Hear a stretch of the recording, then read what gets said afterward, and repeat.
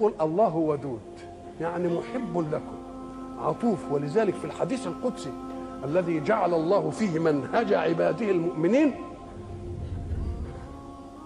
يقول الله عز وجل: يا ابن آدم لا تخافن من ذي سلطان ما دام سلطاني باقيا،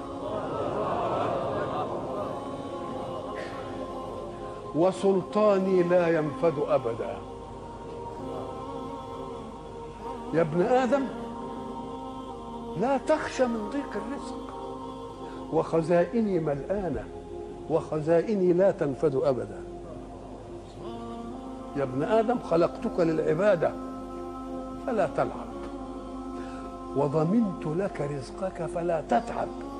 اوعى تفتكر تتعب يعني بجوارحك، تتعب بقلبك وتنشغل بيه. انت الجوارح تعمل والقلوب تتوكل. الجوارح تعمل والقلوب تتوكل.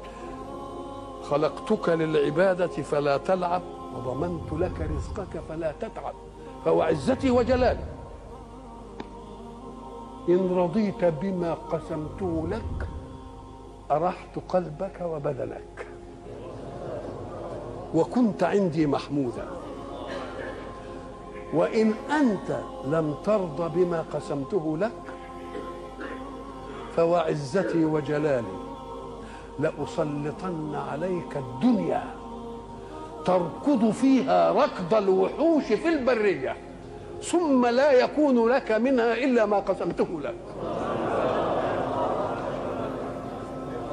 يا ابن آدم خلقت السماوات والأرض ولم أعي بخلقهم، أيعيني رغيف عيش أسوقه لك؟ يا ابن آدم لا تسألني رزق غد كما لم أطلب منك عمل غد.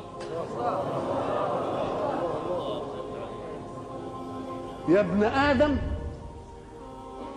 أنا لك محب، هي دي بتاع ودود بقى، أنا لك فبحقي عليك كن لي محبا.